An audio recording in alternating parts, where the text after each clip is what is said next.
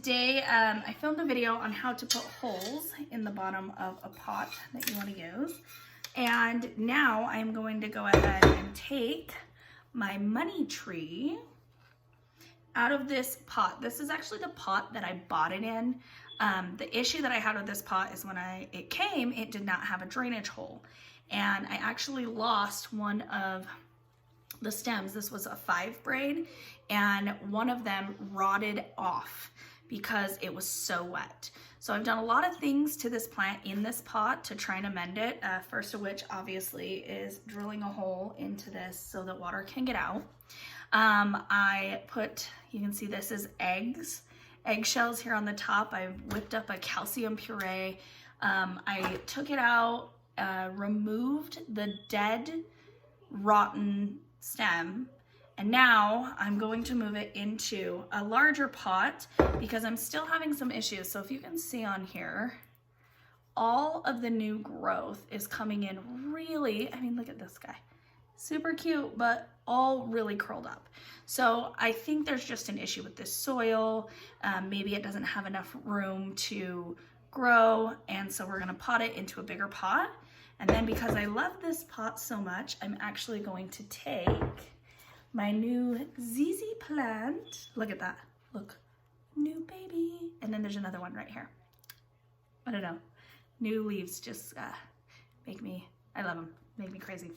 I'm gonna actually pot this guy out of its nursery pot and into that pot. So a couple of things before I get started. I do wanna keep this top dressing. I like the look of the white rock, so I have a little tray for that. I also have a soil tray so I don't get my whole kitchen table covered. And then I have some cactus soil. And to that, I'm gonna add a couple cups of perlite. So this plant likes water, but it likes well-drained soil. So by mixing this up, I'm going to give it a really, really great environment to grow, and I'll just watch it for more water needs. But I showed you guys how I drilled the hole in the bottom of these. And then what I also like to do, just so all of my dirt doesn't get out every time I water it and run onto whatever surface, this is just a piece of a screen that I cut and put in here.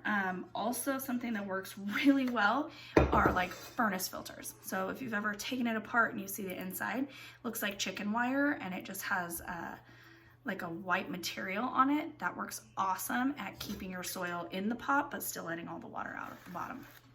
Okay, I'm just going to take the rocks off the top of this and get her repotted.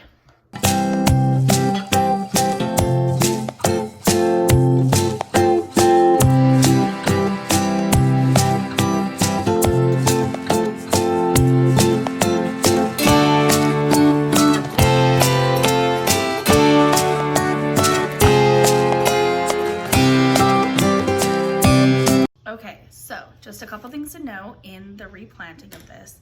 One, I did take it out and look at the roots. The roots on it looked good, but they were kind of crammed. So they had started to try to grow out the drainage hole, which is a sign that it really needed a bigger pot anyway. I am going to prune it up a little bit. Just some of the leaves are looking a little sick, and by pruning it, I'm gonna promote new, hopefully healthier growth in the future. And I want it to stay kind of small. I know these can get really large, but I wanna make sure that it's really healthy. Plus it sits on a desk, little plant stand next to my desk in my office. And so if it gets too big, I will have to rehome it. So the roots looked good. I didn't disturb them too much. One thing to note also is it previously was packed in what looks like cocoa fiber or coconut fiber. Cocoa peat sometimes is what it's called. So that actually retains a lot of moisture. So by adding in the soil that was a cactus mix plus a lot of perlite, that's going to help this to drain a lot more.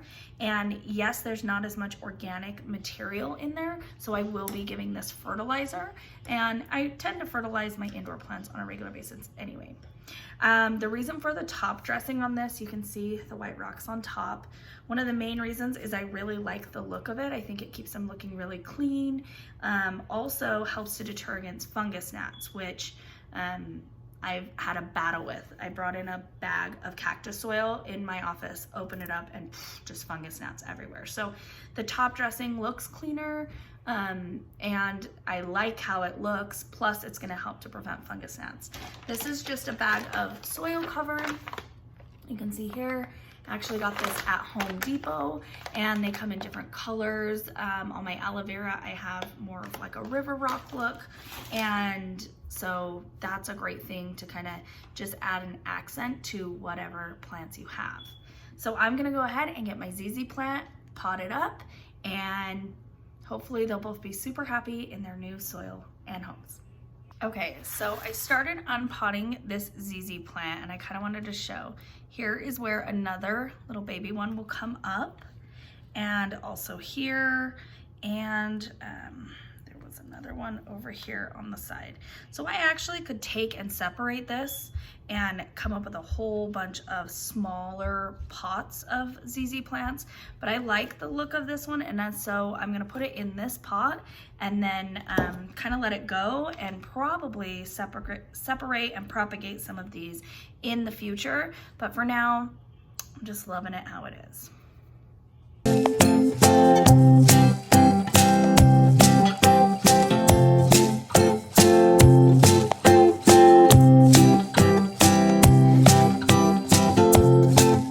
Now that both of these are in their cute new pots with their cute top dressings, I am going to put them back in the soil tray and water them really, really well.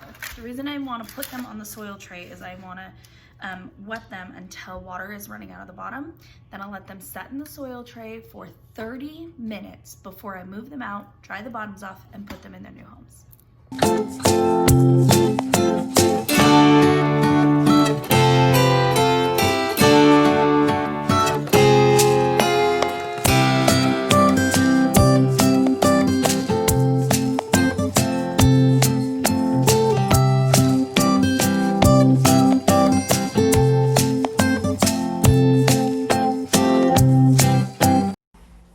Well, these guys look super happy, and I hope they enjoy their new homes. I also hope you enjoyed this video and found it super informative. Be sure to click the links in the description to check out the video on how to drill the holes in the bottom of the pot, and subscribe to the channel for more fun houseplant and garden content.